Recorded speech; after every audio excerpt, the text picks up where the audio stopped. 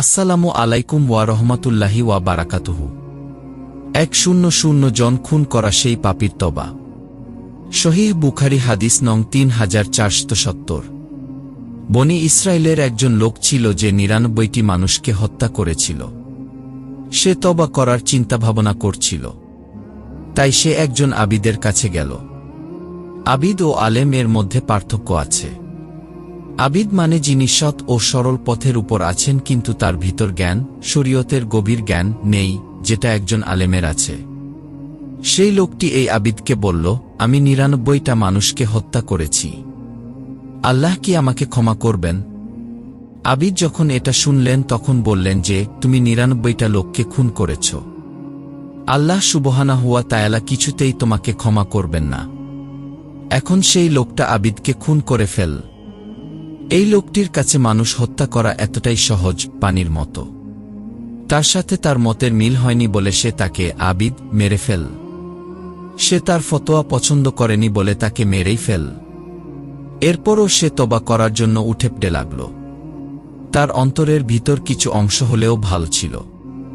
সুতরাং এ সময়ে সে খোঁজ করল যে কাকে জিজ্ঞাসা করা যায়। সে জানতে পারল এক আলেমের কথা। সে সেই আলেমের কাছে গেল এবং বলল, আমি 100টা মানুষকে হত্যা করেছি। আল্লাহ কি আমাকে ক্ষমা করবেন? কিন্তু এই আলেম তাকে বললেন, হ্যাঁ, তোমার আশা আছে। তুমি যদি তওবা কর তাহলে আল্লাহ তা গ্রহণ করবেন, যদিও বা তুমি 100টি লোককে হত্যা করেছ।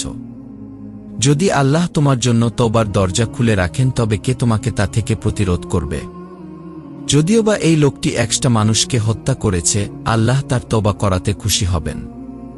কিন্তু আলেমের ফতোয়া এখানেই শেষ হয় না। তিনি আরও বলেন, তোমাকে এই শহরের ছেড়ে অন্য জায়গায় চলে যেতে হবে। এইটা হলো খারাপ একটা শহর। আমি চাই যে তুমি এই শহর ছেড়ে অন্য শহরে যাও, যেখানে এমন সব লোকেরা রয়েছে যারা আল্লাহর ইবাদত করে, ফলে তুমি তাদের সাথে ইবাদত করতে পারবে। আলেম বুঝতে পেরেছিলেন যে এই লোকটি যতক্ষণ এই শহরে থাকবে ততক্ষণ পর্যন্ত সে পাপ কাজ করতেই থাকবে, যদিওবা সে তওবা করে। কারণ সে খুন করার প্রতি আকৃষ্ট হয়ে গেছে, ঠিক একজন ড্রাগ অ্যাডিক্টের, নেশাখোরের মতো। যতক্ষণ পর্যন্ত একজন নেশাগ্রস্ত ব্যক্তি সেই একই পরিবেশ, একই সঙ্গ, একই গ্রুপের মধ্যে থাকবে, যদিওবা সেই ব্যক্তি তওবাও করে, তারপরও সে একই কাজ করতে থাকবে। তাকে পরিবেশ বদলাতে হবে, কারণ তার চারপাশের সবকিছু সেই নেশার সাথে সম্পর্কিত। যখনই ড্রাগ ডিলার, যার কাছ থেকে সে ড্রাগ কিনত, তার সাথে সাক্ষাৎ হলে সেটা ড্রাগের কথা মনে করিয়ে দিবে। যে বন্ধুর সাথে নেশা করা হতো তার সাথে দেখা হলে ড্রাগের কথা মনে পড়বে। একই ঘটনা ঘটে যারা মদ খায়। তারা মদের বোতল দেখলেই মদ খাওয়ার কথা মনে পড়ে।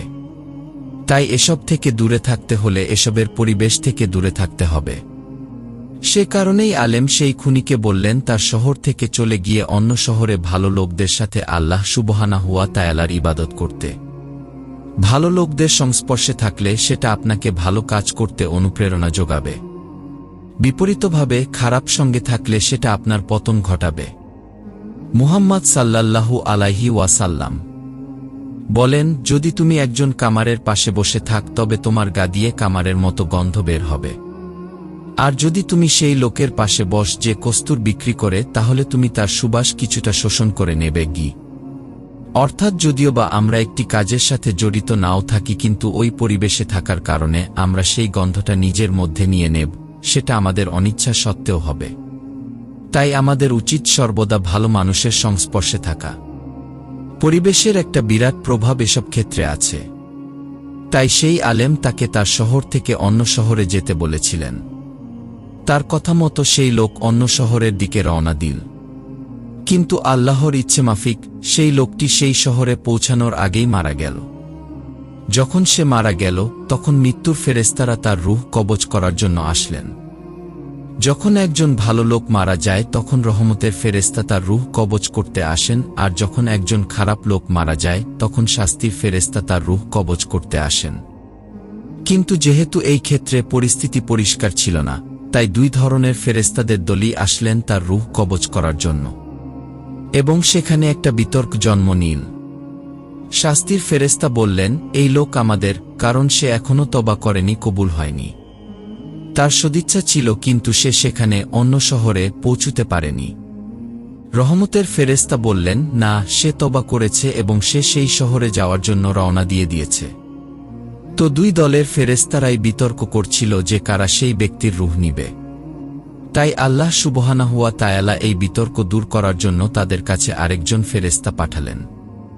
তিনি তাদের বললেন, সে যেখানে মারা গিয়েছে সেখান থেকে উভয় শহরেরই দূরত্ব পরিমাপ কর। যদি তোমরা তাকে তার নিজের শহরের কাছে পাও তবে সে জাহান্নামী, আর যদি সে অন্য শহরের ভালো লোকদের নিকটবর্তী হয় তবে সে জান্নাতি।